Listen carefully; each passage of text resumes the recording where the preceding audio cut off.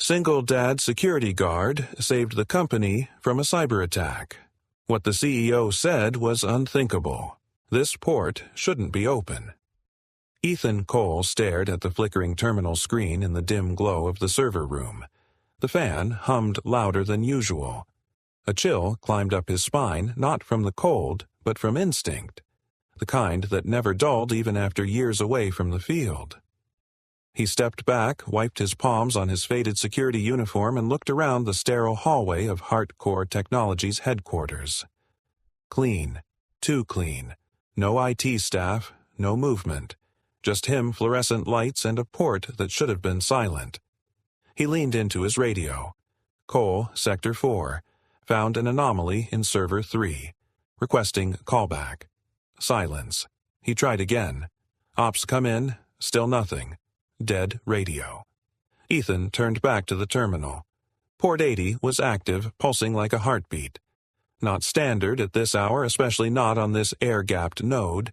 Then he saw a quick line of outbound activity. Encrypted, compressed, unusual. He didn't panic. Panic was for people who hadn't lost everything yet. He tapped a few keys, careful, methodical. Disabled the port, disconnected the line. Left no trace but a note in the physical logbook. 2:14 a.m. Disconnected port 80 from node 3 due to abnormal traffic. Possible misconfiguration. EC. Then he stepped away. Not a word to anyone. By morning, New York hummed its usual tired song. Cabs shouted through traffic. Office windows blinked awake. Ethan stood by the coffee machine in the back of the security lounge, sipping burnt drip coffee from a paper cup that said, "We appreciate you," in fading ink. Across from him sat Manny, younger, louder, and half as alert. "You still doing those midnight laps, old man?" Manny grinned, feet kicked up on the desk. "I walk, you sleep. We both earn the same paycheck." "Fair trade," Ethan replied without looking. Manny chuckled. "Damn. You always got a quote. I swear you were a poet in another life." Ethan sipped again. "Just tired of repeating myself." The door clicked. The room fell silent. In walked a woman no one expected to see in person, especially not in this part of the building. Julia Hart, CEO. The kind of woman you read about in business magazines, sharp jawline, hair always in control presence like frost on glass. No makeup out of place. No emotion wasted. Manny nearly knocked over his coffee. "Miss Hart. Ma'am. Is there a problem?" She didn't even glance at him. Her eyes locked on Ethan. "You're Cole." Ethan stood straighter. "Yes, ma'am. You filed a physical anomaly report at 2:14 this morning. Why, I noticed an open port on server node 3. Logged it. Disconnected it." Her gaze sharpened. "Did you document your steps?" "Only in the logbook. Didn't access the system directly." A pause. "You have a background in networking," "No, ma'am," Ethan said. "I have a background in watching things break before anyone notices." That's all. A flicker passed through her face. Not quite surprise. Maybe curiosity. Or maybe she simply didn't expect resistance from someone in a 12-an-hour uniform. She stepped closer. "Who told you to interfere?" No one, Ethan said. But someone should have. That landed. Julia didn't blink. Her voice dropped an octave. "What exactly did you see enough to know it didn't belong? And not enough to know how deep it goes. But I saw a data stream pushing outbound. Small packet. Compressed. Disguised. Could it have been routine? If it were routine, you wouldn't be here asking a janitor in a security vest about it." Julia's lips tightened. Another pause. Then she turned to leave, but not before saying almost too quietly, "Next time, Mr. Cole, call me first." Ethan stood for a long moment after she left. He wasn't sure if that was a warning, a compliment, or a threat. Maybe all three. Manny was wide-eyed. "Dude, what the hell just happened?" Ethan didn't answer. He just looked at the hallway where she'd disappeared. Because whatever just happened, it wasn't routine. That night, Ethan picked up his daughter Grace from her aftercare program. She was waiting on the curb with her backpack half-zipped legs swinging. 7 years old. Too smart for her own good. "Hey, Dad," she said as she climbed in. "Did you know cats have more bones than humans?" Ethan smiled. "Not surprised. They never listen to anyone." She giggled. "Miss Allen says I ask too many questions." "That's a good thing," Ethan said. "One day someone will be glad you ask the right one." They drove home in silence for a while. Then Grace asked, "Was Mommy someone who noticed things too?" Ethan's hands tightened on the steering wheel. "Yeah," he said softly. "She noticed everything." Back in the apartment, Ethan laid out his notes from the night before. He couldn't shake the feeling. That port hadn't just been open, it had been bleeding. He wasn't supposed to know what he knew. But years in the NSA didn't just fade, and paranoia wasn't always a flaw. It was sometimes the only reason people stayed alive. He opened his encrypted drive buried in an old Linux shell and ran a packet filter, just to see if the traffic pattern matched anything in his archived blacklists. It did. It matched an old signature he'd seen in Ankara in 2016, Industrial Exfiltration Protocol, masked as a routine maintenance ping. No ordinary IT guy would catch it. But he wasn't ordinary, and neither was whoever planted it. Ethan leaned back in his chair, eyes narrowed, heart pacing but not racing. He didn't know who he was up against, but he knew one thing: this wasn't over. And whatever this was, it had just begun. Trust isn't something I invest in easily, especially when the numbers are about to go public. Julia Hart didn't raise her voice. She didn't have to. In the vast, glass-paneled conference room that overlooked Manhattan's skyline, her presence said enough. She stood still, arms crossed, spine straight like a line of code that never broke. The room was filled with department heads and lawyers in tailored suits. No one dared interrupt. She turned to Russell, the head of cybersecurity, who looked visibly tense. "You're telling me that a building security guard discovered a potential breach, and your team missed it entirely." Russell cleared his throat. "To be fair, Ms. Hart, he didn't follow protocol. He disconnected a port manually and didn't file a digital report. We only found out when facilities logged the incident." Julia walked to the window. Rain tapped faintly against the glass. "Would you like to guess what the headline would be if this gets out?" she said without turning. "Tech Giant's IPO threatened by janitor's discovery of security breach." The room was silent. She turned back. This company was built on one thing: control. We control systems. We control risk. And, most of all, we control the narrative. Russell tried again. "We've run diagnostics. No further anomalies have shown. We believe it was a one-off artifact." Julia's stare was cold. Belief doesn't stop breaches. Evidence does. A pause. Then, almost as an afterthought, she added, "Find him. I want to speak with him myself." Julia hated being wrong. She hated that Ethan Cole's name had appeared on her radar, that he had noticed something her high-salaried, Ivy-educated engineers hadn't. She hated that in a building of 500 people, the only one who'd shown initiative was the one who didn't even have a desk. But more than all of that, she hated how familiar that made her feel. Back in her office, she poured herself a black coffee, no cream, no sugar. The kind her father used to drink back when the company still had his name on it. Before the scandal, before the headlines. She stared out at the city, her reflection barely visible in the rain-drenched glass. Her phone buzzed. Lucas, her longtime executive assistant, poked his head in. "He's downstairs." "Do you want to bring him up?" "No," Julia said. "I'll go down." Lucas blinked. "You sure? I don't like looking down at people unless I'm absolutely certain they deserve it." The elevator ride was silent.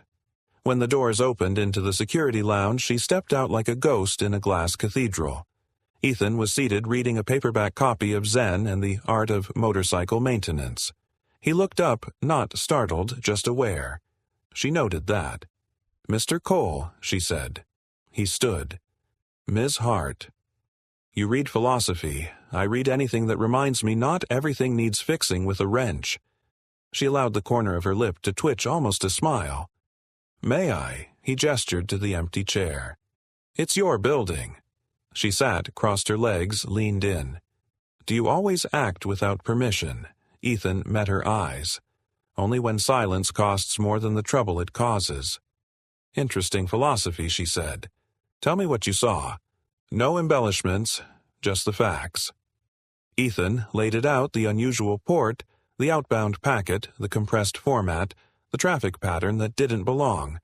No dramatics, just precision. When he finished, she didn't speak right away. Finally, she said, You said earlier that watching things break is your background. Care to elaborate? No, ma'am, Ethan replied. But I'll say this. Systems don't fail overnight. People just stop noticing the cracks. That one hit. Julia stood smoothing her coat. Thank you, Mr. Cole. You've been unexpectedly helpful. He tilted his head. That a compliment or a warning? It's an observation. She turned to leave, then stopped. You were right. That port shouldn't have been open. Ethan didn't move. And I don't like being blindsided, which is why I'm not ignoring this. But I suggest you stay in your lane until asked otherwise. Ethan nodded, and if the cracks keep showing up in my lane, Julia turned back her eyes like cold steel. Then I hope you're prepared to carry more than just a flashlight. That night, the rain came harder. Ethan sat at the kitchen table. Grace asleep in the next room, her drawings still scattered across the counter rocket ships, a giraffe with a cape stick figures holding hands. He stared at his notes. Packet traces, signature timestamps. Something about it felt rehearsed, deliberate, like someone inside the company had been hoping no one would be looking. And maybe if not for a sleepless night and an old habit he couldn't shake, no one would have. His phone buzzed. Unknown number. He let it ring once, twice, then answered. A voice low-sharp, intentional. You've seen too much already. I suggest you forget what you didn't understand. For your sake.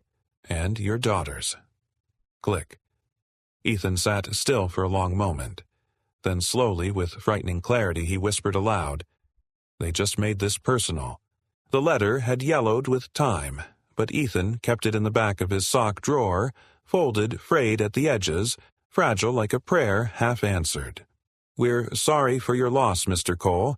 After internal review, the agency has determined that no disciplinary action will be taken. The procedural deviation was deemed non-malicious. We regret any distress this situation may have caused.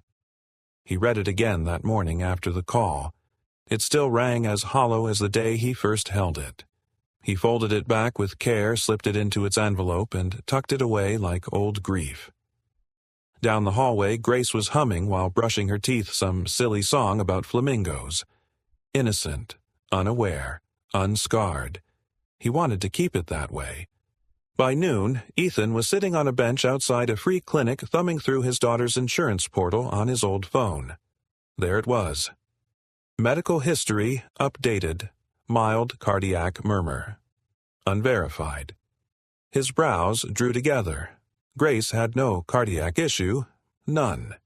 He'd seen this before.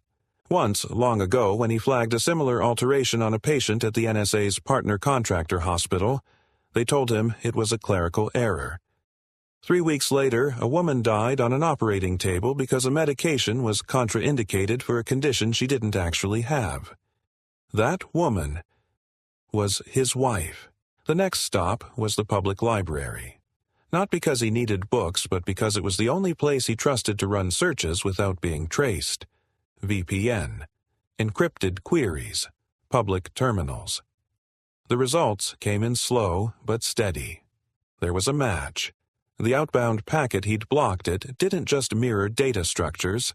It mirrored medical claim protocols, specifically claim amendments, the kind used in insurance fraud, and medical identity laundering. Not wide-scale, targeted, precise. Ethan leaned back, eyes narrowing. They weren't stealing money. They were rewriting people. Later that night, Grace was working on a solar system diagram at the table. Daddy, she asked, do you think Pluto's sad because people stopped calling it a planet? Ethan looked at her glue stick in one hand, stars on her cheek. No, he said. I think Pluto's still doing its job whether anyone notices or not. She smiled. Like you. He chuckled softly. Something like that. But inside, something twisted. The kind of twist a man feels when he knows a storm is coming, but no one else sees the clouds yet. That same evening, Ethan sat in his apartment long after Grace had gone to bed. The lights were off. Only the screen of his old laptop glowed blue in the dark like a watchful eye. He pulled up the trace log again. There, a digital fingerprint. Masked, yes, but sloppily. Someone hadn't expected a janitor with NSA clearance-level tools at home. He ran a silent trace upstream and got a hit. An internal extension. Hardcore. Executive level. IP ending in 91. Not IT. Not accounting. Executive support. That was when he knew. Lucas. Always in the background. Always polite. The kind of man who holds the elevator, remembers your coffee order, and empties your life without ever raising his voice. The next day, Ethan approached a man he hadn't spoken to in 3 years. Micah Tran. Once a fellow analyst. Now working freelance cyber forensics. They met at a small diner on the Lower East Side. Didn't expect your call, Micah said over pancakes. Thought you ghosted the world. I tried, Ethan said. But ghosts don't get warning calls. Micah leaned in. This about Grace. Ethan nodded. Micah's tone shifted. Then you came to the right place. Ethan passed him a thumb drive. Can you confirm what I think it is? Micah looked at it, then at him. You're not going to like the answer. Try me. It's not just identity laundering, Micah said. It's predictive manipulation. Someone's editing health histories to increase insurance premiums on people statistically unlikely to notice until it's too late. Who's running it? Micah's jaw clenched. If it's who I think it is, it's not just someone inside. It's someone who knows exactly what the company's about to be worth. Ethan stared at the window. They're dressing the company up for the IPO, he said. And gutting people on the back end, Micah finished. A long silence passed. Then Micah asked quietly, You going to bring this to the FBI? Ethan shook his head. Not yet. Micah frowned. Why, Ethan's eyes didn't waver. Because last time I did the right thing, my wife died and the government mailed me an apology. This time, I'm going to do it differently. That night, Ethan returned home to find a letter on his doormat. No stamp, no return address. Inside, a single sentence. People who fix things tend to break easily. Watch yourself. He folded the note and looked out the window. The skyline blinked like a lie wrapped in neon. He thought of Grace, of Julia, of Lucas, and of a voice inside him that had gone quiet for too long. You either stay silent and lose what matters, or speak and risk it all. Ethan knew what came next, not because he wanted to, but because someone had rewritten his daughter's future, and he was the only one who knew how to restore the original version. The rain had stopped, but the streets still shimmered like bruised glass beneath the city lights. Ethan stood on the rooftop of the Hardcore building, a place no one visited after hours except birds and regrets.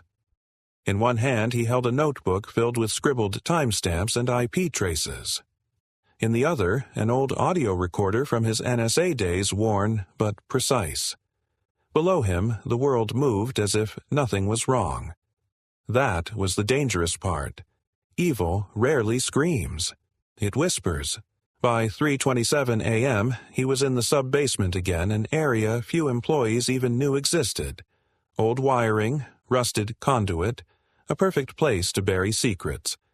He opened a hatch and plugged into a dormant diagnostic port. Not the mainframe too visible. This was old infrastructure predating cloud-based anything. Hardwired, quiet, forgotten, just like him. He typed, executed a protocol from memory, and watched the log populate. There it was again. Outbound pings, patterned, timed, masked under automated HVAC diagnostics. They were smart. They had buried the signal inside a system that was supposed to be noisy. But they made one mistake. They didn't think anyone still listened. Morning broke cold and silent. Julia Hart walked into the 40th floor boardroom, coffee in hand heels echoing like a metronome of control. Her hair, as always, was perfectly pinned, her face unreadable. The boardroom table was full legal compliance IPO advisors. Lucas leaned close. Cyber team sent another clean report. No anomalies. She nodded, sipped. But something itched. A thought she couldn't quite name. She looked toward the digital dashboard showing investor sentiment news chatter IPO projections. All green, yet she felt none of it. Later that day, Julia entered her office and paused. On her desk sat a manila envelope with no markings. No name. Just a sticky note. "You said to call you first. This is me calling. EC." She stared at it, debated shredding it, debated rage. Instead, she opened it and pulled out a single USB. She connected it to an air-gapped terminal. Paranoid, maybe, but in her world, caution wasn't a flaw. It was insurance. A command line window appeared. Audio began to play. Redacted call log timestamp 2:14 a.m. Pattern matches medical data stream. Packet consistent with prior case signature NSA trace Ankara 2016. Recommendation escalate to internal authority. Do not suppress. Source potentially internal. She sat still as the final line played. "If I'm wrong, I'll clean the floors until I retire. If I'm right, you've got something rotten in your walls." Julia closed the window. She didn't breathe for a moment. Then she picked up her phone. "Russell, bring me the internal trace logs from the last 5 days. No filters. Raw only." A pause, and Russell, "Do not delegate this." That evening, as the building thinned out, Julia stepped into the elevator alone. But when the doors opened on level B2, she wasn't surprised to see Ethan waiting. "I was told you'd be here," he said calmly, hands in pockets. "Some places don't show up on the company map." She stepped out. "You left a note." "That's bold. I figured a memo would get lost in translation." They walked side by side, the fluorescent hallway humming above them. "I listened to the recording," she said. "You referenced Ankara." He nodded. 2016. A facility in Turkey. Someone tried to reroute biometric identities to steal organ matches. They used HVAC pings to mask their trail. And this feels the same. Ethan stopped, looked at her. "It feels worse. Because this time the system isn't being fooled. It's being fed." A beat passed. The kind that carries the weight of understanding. Julia crossed her arms. "You think someone inside is rerouting claim data to inflate valuation pre-IPO. I think someone is rewriting lives for margin points," Ethan said, "and they're counting on everyone being too busy, too proud, or too scared to notice. And you." "Which are you?" he answered without pause. "I'm the guy who buried his wife after a system like this didn't get stopped in time. I don't have room left for fear." Julia studied him. There was no performance in his voice, just gravity. "Why didn't you go public leak it?" He met her eyes. "Because once I did the right thing and lost everything. This time I want to be sure who I'm fighting with before I start the war."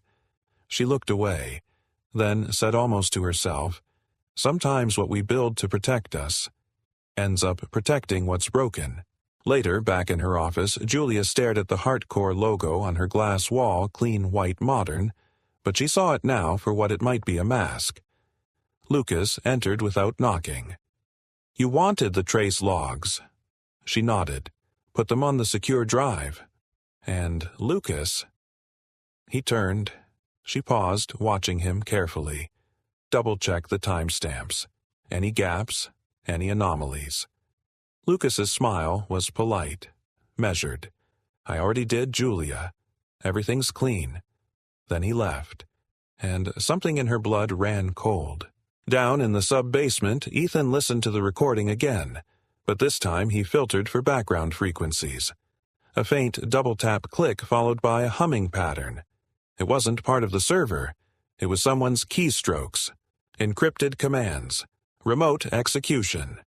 He'd been right, but he was also too late, because the signal had already moved, and now they were hunting in real time. The wind that night felt different. It wasn't loud or cold, it was quiet, measured. The kind of wind that made you listen, not shiver. Ethan stood on the balcony of his apartment, his hands resting on the rail, his eyes on the city's glow. Grace was asleep.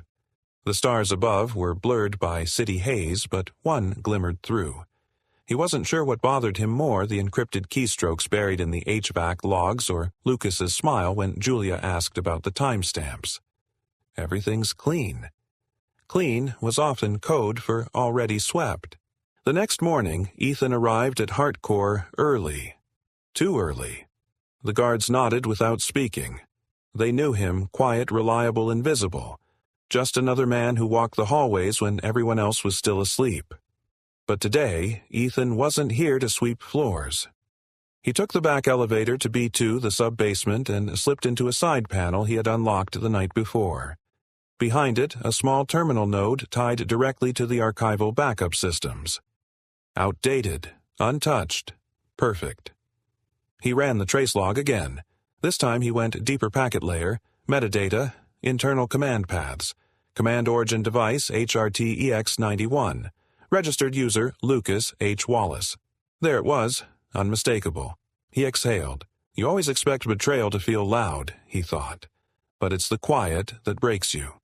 He downloaded the logs onto a secure thumb drive, encrypted it under a dual-key system, one part on him, one part off-site, and made his way back up. Julia was in her office, standing at the far window, arms folded. The skyline glistened behind her like a crown she no longer believed she'd earned. She turned as Ethan entered unannounced. "You have something," she said before he spoke. "I do," he replied, handing her the drive. She inserted it into her secure terminal. As the data loaded, Ethan watched her carefully. He wanted to see the moment she recognized what he already knew. The screen lit up, and then she saw it. Lines of code, timestamps, and at the bottom, executed by Lucas H. Wallace. Julia went still. Her jaw tightened. Then she whispered, barely audible, "He held my mother's hand at the funeral. He helped me write my first board speech. I trusted him when I couldn't even trust myself." Ethan didn't speak. What could you say when someone realized the person who stood beside them had always stood behind them too? With a knife, Julia sat slowly like her legs had forgotten how to carry her weight. "Is it definitive?" she asked, her voice hoarse.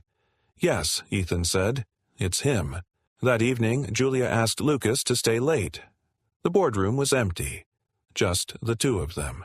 Across the table, a familiar distance suddenly full of landmines. "I need to talk to you." Julia began, her voice calm. Too calm. Lucas smiled, that same professional measured smile. "Of course." "What's on your mind?" She placed a printout on the table between them. Packet logs, access timestamps, command sources. Lucas's eyes flickered, just for a second, then returned to stillness. "You've been busy," he said gently. "So have you," Julia replied. Lucas leaned back, fingers interlocked. "You always did underestimate me, even when you relied on me." "No," Julia said softly. "I didn't underestimate you. I trusted you." "That's worse." He tilted his head almost affectionately. "I never meant to hurt you." "You didn't," she said. "You hurt the company, the people, the integrity we spent 10 years trying to rebuild." Lucas's expression hardened. "Integrity doesn't pay dividends, Julia. Not in this world." "Then maybe this world needs fewer people like you in it," she said coldly. Lucas's eyes narrowed. "You go public with this, you lose everything. The IPO dies. The board will bury you. You know that. I do. Then why are you doing this?" She stood slowly. "Because someone finally reminded me what it looks like when the right thing costs something." She pressed a button beneath the table. Security entered. "Mr. Wallace," she said, her voice sharp, "now your access is revoked effective immediately. You're under investigation for internal sabotage and federal-level data fraud. Please cooperate." Lucas didn't fight. He just smiled again, that same unbearable smile. "You really think you can come out of this clean?" he whispered as they cuffed him. "You think they'll let you?" Julia didn't answer. She didn't need to. She was already thinking about what came next. That night she called Ethan. He picked up on the first ring. "I need a walk," she said. "Meet you in 20. They met on the High Line, walking slow beneath the fading gold of street lamps. She didn't speak for a long while. Neither did he. Finally, she asked, "Why didn't you say, 'I told you so'?" Ethan smiled faintly. "Because I didn't want to be right." She stopped walking, turned to him. "I built this company to be the opposite of what destroyed my father's, and all I did was repaint the same walls with better branding." He looked at her eyes, kind but firm. "No, you stood up when it counted. That's the difference." She held his gaze. And for the first time in years, Julia Hart looked tired, but not broken, softened, but not weak. She nodded. "There's more to do." "There always is," he said. "But now, you're not alone." The headlines broke before sunrise. Hardcore IPO suspended amid internal sabotage allegations. Insider fraud, Roxtech Giants security division. CEO Julia Hart faces internal revolt after shocking arrest of longtime aide. Ethan didn't need the TV to know the storm had landed. He saw it in the faces of the guards when he walked in, saw it in the eyes that turned toward him not with suspicion but something closer to awe or caution, as if a man who once mopped floors had become something more dangerous, or maybe finally visible. He clocked in without a word. Across the city, Julia Hart sat alone in a conference room that had once held the weight of $1 billion future. Now it held silence, and the thick metallic taste of consequence. She stared at the empty chair where Lucas had once sat, still couldn't quite believe it. She had grown up trusting frameworks, trusting order, trusting that if she followed every rule and controlled every outcome, the world would reciprocate. It didn't. Not when her father was forced out, not when her mother passed alone in a hospice because a nurse missed a time code, not when she gave everything to a man who smiled through betrayal.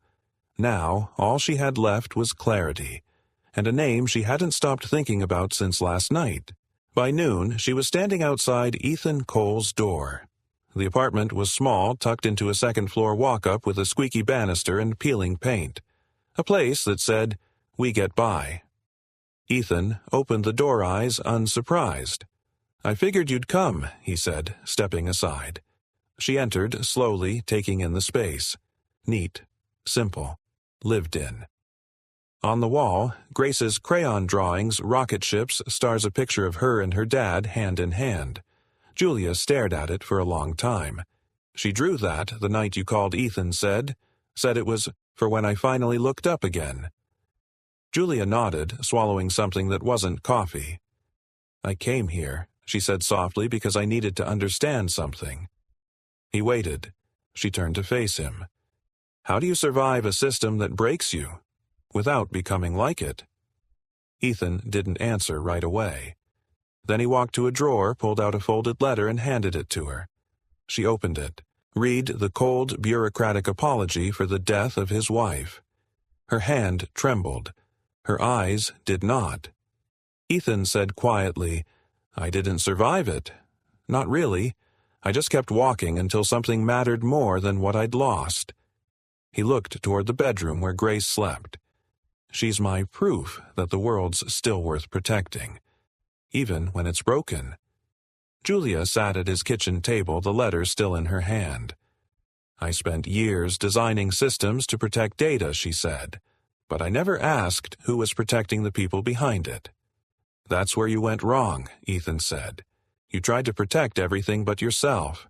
She looked up, and now he paused, then said simply, "Now you build something that can't be corrupted. Not because it's perfect, but because it's honest. 2 weeks passed. The world spun with scandal. The board suspended Julia pending a review. Investors panicked. The IPO faded like a rumor. But something else began. Quietly, under the radar, Julia sold her shares. Not all, just enough to start something new. She called it Safe House. Not a startup, not a foundation, a concept, a classroom in a former warehouse, a network of volunteers. Ethan at the heart of it. They trained teenagers on cyber ethics, helped underserved kids understand how the systems that tracked them also needed them. They built digital literacy programs, spoke at schools, brought in retired engineers and old NSA hands. No branding, no cameras, just rebuilding trust. One human at a time. One afternoon, as the first group of students logged off for the day, Julia stood in the back of the room watching Ethan help a 12-year-old reset a hacked tablet. Grace sat nearby, drawing again.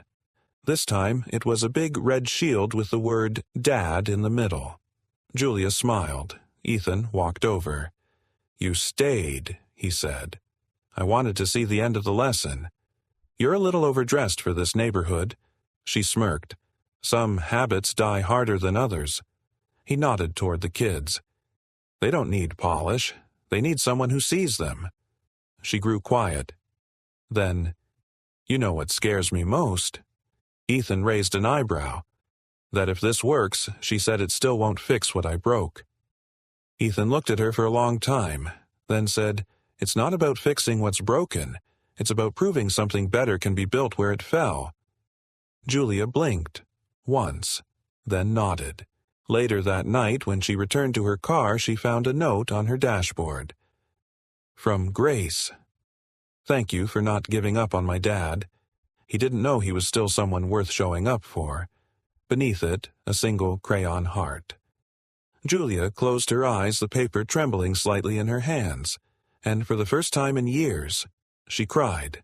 Not for loss, but for what had survived it. "You always said transparency was the currency of trust, Julia. So why are we bleeding trust right now?" The boardroom was full. Men and women in dark suits sipping bitter coffee and speaking in polished, practiced tones. But behind every sentence was the same silent question. Can she still lead? Julia stood at the head of the long table, not flinching. Not hiding. "I won't defend what happened," she said, her voice steady. "But I will say this, we uncovered a rot because someone outside this room chose not to look away." The murmurs came instantly. A janitor, a security guard. "He didn't go through protocol." Julia raised a hand. They quieted. "Maybe that's the problem," she said, locking eyes with each of them. "Maybe our protocols have become so insulated, so proud, that we stopped listening to the people who still remember what right and wrong feels like." A pause. One of the oldest board members, Elliot Shaw, leaned forward. "You understand that our stock is in free fall, yes, that our IPO window is closed, possibly for good." "I do. And yet, Shaw said you brought this on yourself. You chose to detonate it." "I chose not to lie," Julia replied. "That may not be the safest choice, but it's still the right one." Shaw leaned back displeased. A younger woman, Lana Chen, spoke next. "And what now? You want us to rebuild around an idea instead of revenue." Julia nodded slowly. "I want us to rebuild around people. The revenue will come, but only if we can look ourselves in the mirror when it does." After the meeting, Julia stepped into the hallway alone. Her hands were trembling, but her eyes were clearer than they had been in years. That's when she heard a voice behind her. "I didn't think you'd actually say it." She turned. Ethan stood there. Plain jacket, quiet presence, but something in him felt heavier now, not burdened, but resolved. "You watched?" she asked. "Wasn't invited. But the guards by the AV room don't know how to argue with a man carrying a busted HDMI cable." Julia chuckled almost despite herself. "I meant every word she said. I know he said. And they'll fight you for it." She looked at him searching. "Tell me honestly, Ethan, do you think I can come back from this? He didn't hesitate. Only if you stop trying to come back and start trying to move forward. She stared at him a moment, then nodded. You want to ride back to the safe house? He shrugged. Grace says your car smells like grapefruit. She's a fan. They rode in silence for a few minutes before Julia asked, Have you ever had to forgive someone who didn't ask for it? Ethan watched the city blur past the windows. My father, he said finally. Left when I was 6. Came back once when I was 17. Never said sorry. Just asked if I still liked baseball. Julia didn't speak. I forgave him anyway, Ethan continued. Not because he earned it, but because I didn't want to carry him with me. Forgiveness isn't about who deserves it. It's about who you want to be without it. She nodded the words, pressing into something inside her she hadn't realized was still sore. That night, Ethan checked the locks at Safe House. Double-checked the servers. Old habits. Then he found Grace sitting on the floor cutting shapes from construction paper. What are you making? He asked. It's a thank you card, she said. For Miss Hart. He raised a brow. What's it say? Grace flipped it around. It was drawn like a building with people inside and hearts on the windows. On top, a single sentence in bright purple crayon. You made a place where the quiet people can be loud again. Ethan swallowed hard. He sat beside her, resting a hand on her shoulder. You're getting good at this, he said. Grace grinned. I learned from you. Meanwhile, across town, Julia returned home to find an envelope slipped under her door. No return address, no markings, just a printed message on expensive stationery. Congratulations on your principals. You just cost your shareholders $480 million. We'll be watching your next move. So will the rest of the industry. No signature, no threat, just pressure. The quiet kind that turns steel into fractures. She stared at it for a long moment, then tore it in half, then into quarters, then into nothing. The next morning, Julia called an emergency press briefing. She stood at the podium without makeup, without polish. Just herself. We made mistakes, she said, and we paid for them. A pause. But we also found something more valuable than valuation. We found the courage to stop lying, even to ourselves. She announced the launch of a public ethics initiative.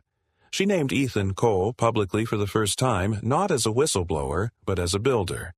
He reminded us that integrity doesn't come from systems. It comes from people. And it's time we started listening to them again. Some applauded, some didn't. But for the first time, Julia didn't care about the outcome. Only the direction. That night, Ethan found a note tucked into his locker. From Julia. If there's ever a day when you think no one's watching, I still am. Thank you for saving something I forgot was worth saving. The sky broke open at dawn. It wasn't the kind of rain that whispered on windows. It pounded, urgent, relentless. The kind that turned sidewalks into rivers and city streets into war zones of noise. But inside the safe house, it was quiet. Ethan watched through the window, coffee in hand, watching the water bead against the glass like time refusing to move forward. Behind him, Grace stirred under a blanket on the couch, her hair a golden tangle. She looked up groggily. Is it still raining? Yeah, Ethan said. Looks like the sky needed a good cry. She yawned. Will they still come today? The kids? I don't know, he admitted. Grace blinked slowly. You'll come anyway, though, right? He nodded. You always show up when it matters, even if no one else does. That's your thing. By noon, the inbox was full. Julia sat alone in her apartment, hair still damp from the storm eyes scanning the flood of headlines and shareholder emails. Hardcore CEO defiant amidst fallout. Ethics, or ego, Hart's stance divides industry. Market confidence plummets. The board had called for a closed-door emergency session. The tone in their messages was clear. This was the price. All the speeches, all the honesty, none of it buffered the bottom line. And now, the ones who had always applauded her decisiveness were sharpening their knives in private. Her phone buzzed. Lucas, from County Holding. She let it ring out. Then it buzzed again. Unknown. "Caller," she answered, a woman's voice, stern, measured. "Ms. Hart, I represent several former investors in Hardcore. You've become a liability and a symbol. We don't tolerate either." Click. Julia set the phone down. Her hands were still dry. Her heart wasn't racing. She wasn't afraid. She was just done. That evening, the boardroom was filled again, this time with tighter lips and colder eyes. Julia entered alone. No legal team, no assistant, just a single manila folder tucked under her arm. Elliot Shaw gestured for her to sit. "Ms. Hart," he began, "we've reviewed your latest press conference and the subsequent investor reaction. It's troubling." Julia nodded. It was meant to be. He blinked. "Excuse me." She placed the folder on the table and slid it forward. Inside, copies of every altered medical profile Lucas had rerouted, complete with logs and receipts. Over 50 cases. "This is what we allowed to happen under our roof," she said. "We packaged it up and tied a bow on it for Wall Street." Elliot's tone grew sharp. "And you're admitting this publicly. Do you understand what you're risking?" "Yes," Julia said. "I'm risking the lie. I've lived in it long enough." The room quieted. Lana Chen leaned in, voice low. "What exactly are you proposing?" Julia stood. "You don't need a scapegoat. You need a spine. And if you don't have one, you can take mine. I resign effective immediately." Gasps, whispered curses, a few sighs of relief, and one long silence. Then she added, "But don't think I'm leaving in shame. I'm walking away because I finally remembered who I was before I learned how to win the wrong way." She turned heels, silent against the carpet, and didn't look back. At the safe house, the rain was still falling. Only 3 students had come soaked to the bone shoes, squeaking on the tile. Ethan sat on the floor with them wires and devices spread out like a battlefield of ideas. One kid, Luis, a lanky 12-year-old with sharp eyes, asked, "What if we mess it up?" Ethan smiled. "Then you learn, and you fix it, and the next time you don't mess it up as bad." Luis frowned. "But what if it breaks for real?" Ethan thought of servers of systems of promises made and broken. Then he answered, "Sometimes things have to break before we remember how to build them better." Julia stood quietly at the entrance watching. She had walked here in the storm. No driver, no umbrella, just purpose. Grace ran to her and hugged her legs like she'd always belonged. "You came back," Grace said. Julia smiled, soft and tired. "You saved me a seat." Ethan looked up. "Didn't know if you'd still want one." She sat beside him on the floor, unbothered by the cables, the mess, the chaos. "Turns out the floor's exactly where I needed to start." That night, Ethan closed up while Julia wiped down the whiteboards with Grace. He found a note taped to the server room door. Scrawled in messy handwriting, "Don't quit." "We just got here." He smiled. Back in the main room, Julia was reading aloud to Grace. Not from a storybook, but from a safe-house training manual. Grace was wide-eyed. Julia glanced up at Ethan. "I think she's going to be our youngest mentor." "She already mentors me," Ethan said. They shared a long, quiet look. Not romance yet. Not resolution. But something better. Recognition. Outside, the rain finally stopped. Not with thunder, but with stillness. And for the first time in months, the world didn't feel like it was falling apart. It felt like it had been stripped down to what mattered most. Truth. Trust. And a place worth protecting, even when no one's watching. It started small, like most revolutions do. A broken laptop donated by a grocery clerk. A whiteboard salvaged from a defunct real estate office. A folding table, 6 mismatched chairs, and 1 beat-up coffee machine that coughed before it brewed. The safe house wasn't impressive on the outside.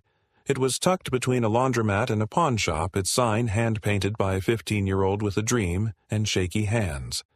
But inside, something was happening. And this time, it wasn't about code. It was about character. Can I tell you something, Mr. Ethan Lewis, the sharp-eyed boy who used to mumble through every lesson, leaned across the table whispering like they were exchanging national secrets. I taught my mom how to reset our Wi-Fi. Ethan grinned, arms crossed, proud. That's serious power right there. Louise beamed. She said I should teach her other stuff too, like how to make her email not look like a Christmas tree exploded. Ethan laughed. You're already a teacher, kid. Just don't start charging her tuition. The room was buzzing. Not with noise, but with energy. Laptops clicking, marker pens squeaking across whiteboards, a dozen kids discovering that they weren't invisible, they were indispensable. At the center of it all was Ethan. Calm, steady, listening more than he spoke, but when he did, it stuck. The real firewall isn't software. It's knowing when to say no, even if it costs you. A broken rule isn't always a broken value, but a broken conscience. That's harder to patch. His lessons weren't technical. They were spiritual in disguise. And the kids, they ate it up.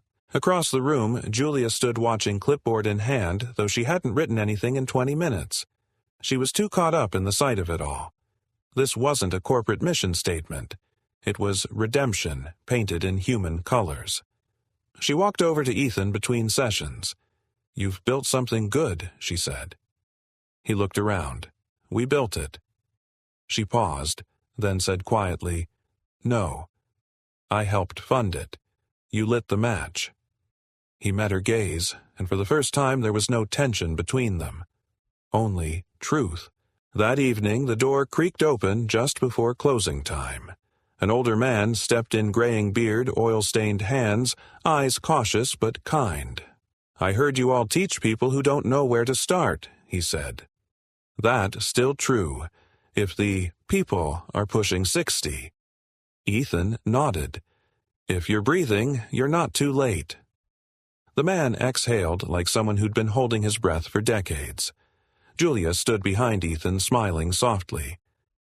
I think we need more chairs, she said. Later that night, Ethan walked Grace home beneath a soft drizzle. She held his hand the whole way, swinging it slightly. Daddy. Yeah. Do you think Miss Hart likes you? He chuckled. Why would you ask that? Because she looks at you like you're the answer to a question she didn't know how to ask. Ethan stopped. Not because he didn't know what to say, but because she wasn't wrong. He bent down to tie her shoelace, buying time, then replied, Sometimes two people don't meet to complete each other. They meet to remind each other they were already whole. Grace blinked. That sounds like something Miss Hart would write in her notebook. She probably did, he said, standing. She just hasn't read it to herself yet. Meanwhile, Julia was still at the safe house organizing files. But her eyes weren't on the screen. They were on the picture Grace had taped to the office door earlier that week. A drawing of the safe house.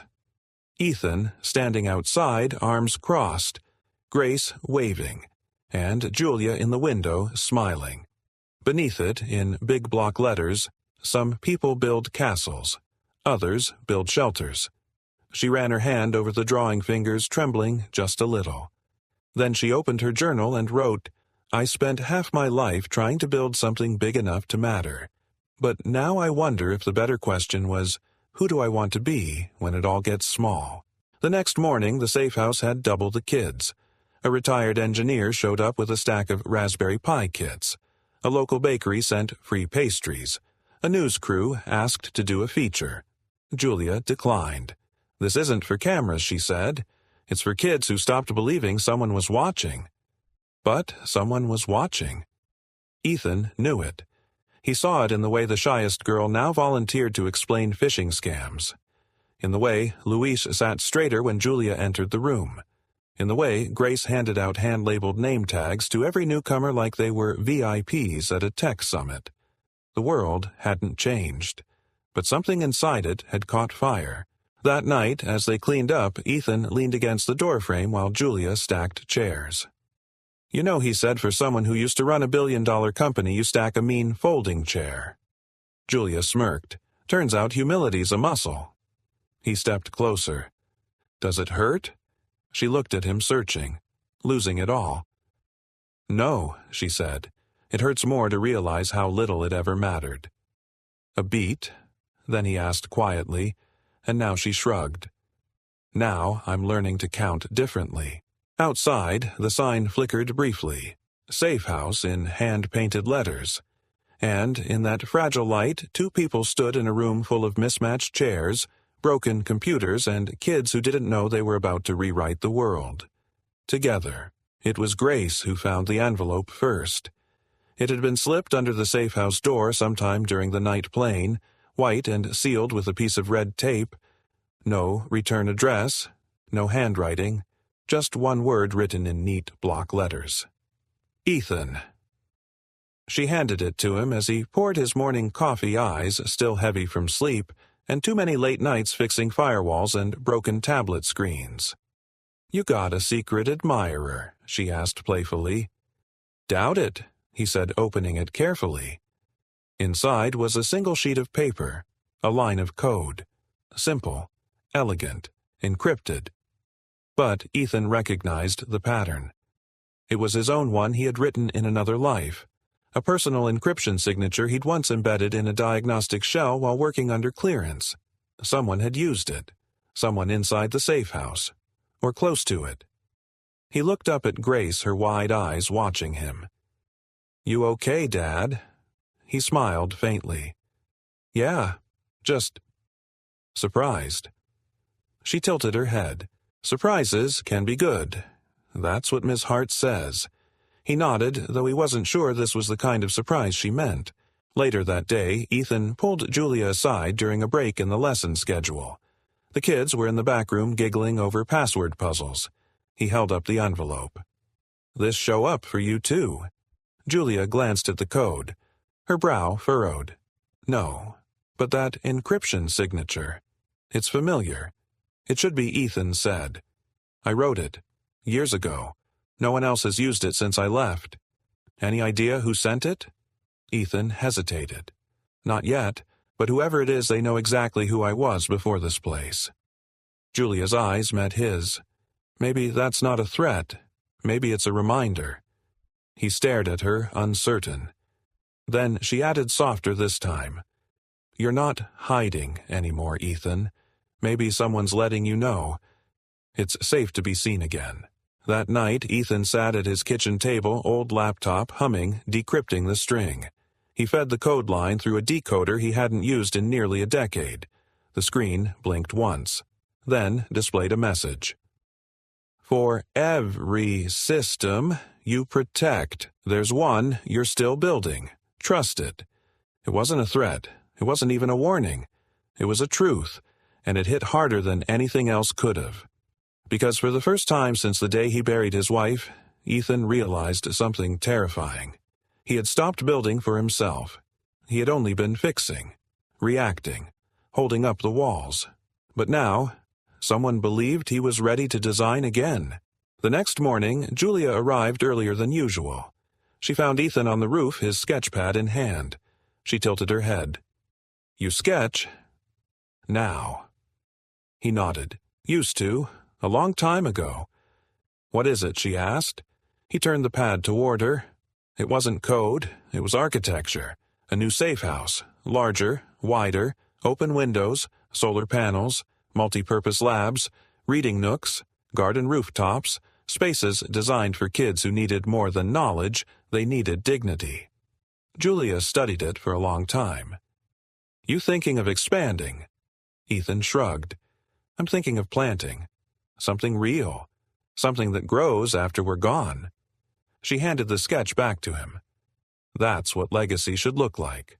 Not skyscrapers, safe places." He smiled. "You think people will invest in it?" She laughed. "If they don't, I will. I've already burned one empire. Might as well build something worth keeping this time." That evening, Grace insisted they all stay late to celebrate Luis's birthday. Julia baked a cake from a box. Ethan lit candles with a lighter he hadn't used since his wedding day. The kids sang loudly, off-key, beautifully imperfect. Afterwards, they all sat around in a circle telling stories about their lives, no prompts, just real words. Louise spoke up. I used to think people like me were just passengers, like we didn't get to touch the wheel. But here, I don't know. I feel like maybe I could drive something someday. Ethan nodded, his voice thick. You were never just a passenger. You were waiting for someone to hand you the keys. The kids clapped. Grace whispered something to Julia. Julia's eyes widened. Then she leaned over to Ethan and said with a grin, She just asked if you and I were going to get married so she could finally wear a dress with glitter. Ethan laughed deeply. She's not subtle. Julia looked at him, eyes soft. Neither are you. Not anymore. Later, that night, the three of them walked home under the stars. Grace in the middle, holding both their hands. No words were spoken. They didn't need to be. Because somewhere between the cracks of what they had lost and the flickers of what they were still building, something sacred had started to take root. Not just trust, not just purpose, but love, the kind born not of grand gestures but of quiet choices, the kind that heals without demanding applause. Inside the safe house, taped to the whiteboard, Grace had drawn a new sign. Beneath the painted logo in big blue letters, Hardware installed. The first snow came quietly that year. No announcement, no fanfare, just a hush falling over the city like a white breath held too long. It blanketed the sidewalk, softened the edges of buildings, and wrapped the safe house in something that felt like memory. Ethan stood by the front door, hot cocoa in one hand, the other resting on Grace's shoulder. She was staring through the frosted window at the children decorating the tree in the lobby, paper stars, recycled circuit boards, and a single gold ornament that read, "You are safe here." Behind them, the smell of cinnamon and pine mingled with the low hum of laughter and holiday jazz playing softly from a second-hand speaker. It wasn't polished, it wasn't perfect, but it was real, and it was theirs. Julia arrived just after sunset, brushing snow from her coat as she entered. Her cheeks were flushed, her hair tousled her presence, quiet but steady like someone who had finally found her pace after years of sprinting. Ethan looked up and smiled. "You're late. I brought cookies," she said, holding up a tin with an overly festive bow. "Forgiven." Grace ran up and hugged her without hesitation. Julia knelt eye-level with the girl. "Are you ready for tonight?" Grace nodded. "We practiced. She's giving the welcome speech," Ethan said. "Refused to let anyone else do it." "She gets that from her father," Julia murmured, ruffling Grace's hair. The main room of the safe house had been transformed. Strings of mismatched lights lined the walls, folding chairs arranged into neat rows, and a banner hung crookedly above the projector screen that read, "Safe House Winter Gathering, to build is to belong." People began to pour in, students, families, neighbors, even former hardcore employees who'd quietly joined the mentoring program. The room buzzed with warmth, the kind that didn't come from thermostats. It came from remembrance, from forgiveness, from what had been earned, not given. Grace stepped up to the small wooden podium, a microphone borrowed from the local community center. She cleared her throat, once then spoke not shyly but with certainty. "Welcome to the Safe House. My name is Grace Cole, and this place started with a really good man who didn't want anyone else to feel like they had to fix the world alone." Silence. Then the kind of applause that isn't just about sound, it's about gratitude. Julia wiped a tear. Ethan did too, but turned slightly so only she could see. Later in the evening, they gathered in a circle. Kids shared wins, first passwords they built, first websites, first moments they felt seen. One girl spoke about how she used to think firewalls were for keeping people out. Now she knew they're for protecting what matters. A boy added, "My dad says I talk different now, like I know where I'm going." Another, "I told my brother not to steal games anymore." He listened. Small victories, sacred ones. As the evening wound down, Ethan walked outside for air. Snowflakes caught in his beard, melting slow. Julia joined him, gloved hands in her pockets. "You know," she said, "there was a time I thought the only thing I'd be remembered for was how much money I could raise." Ethan looked at her steady. Now you'll be remembered for something that won't fit in a ledger." She smiled. "You always know how to say the thing I needed to hear 5 years ago. Guess I showed up late." She shook her head. "No," she whispered. "You showed up right on time." They stood in silence for a moment, the kind that only lives between people who've bled and built beside each other. Then Julia pulled something from her coat pocket, a small, weathered USB. "Is that?" He raised an eyebrow. She nodded. "Your original trace file? From that night. The one that started all this? Why'd you keep it?" She placed it in his hand. "Because when you find the moment everything changes, you don't throw it away. You honor it." Back inside, Grace had fallen asleep in a beanbag chair clutching a book titled Cyber Heroes Stories for Brave Kids. Julia pulled a blanket over her. Ethan turned off the projector. The lights dimmed. The room quieted. And yet something inside them both glowed. Not from the tree, not from the tech, but from the unspoken knowing that they had taken what was broken and piece by fragile piece turned it into something that could shelter others. A safe house, yes, but also a home. As they locked up for the night, Ethan paused at the door. He looked back once more, then turned to Julia and said, "You know, we never really finished that conversation." She tilted her head. "Which one?" "The one about what comes next." She smiled. "Then let's not finish it. Let's live it. And together, not as CEO and security guard, not as survivors of a system, but as builders of something better, they stepped into the snow. Not to start over, but to keep going, hand in hand, home. And the beginning of everything that matters. And that was the story of Safe House. A story not just about code betrayal or redemption, but about what it means to stand up when no one else is watching, to protect, to rebuild, and to believe that even the quietest voices can change everything. I'd love to hear from you. Where in the world are you watching? From what part of this story spoke to you the most? Drop a comment below. I read every single one. And if this story moved you even just a little, please consider subscribing to the channel. We're building a community here, one story at a time, and your support means the world. Thank you for watching. Thank you for feeling. And above all, thank you for believing that kindness, integrity, and love still matter. Until the next story, stay safe, stay human, and never stop showing up.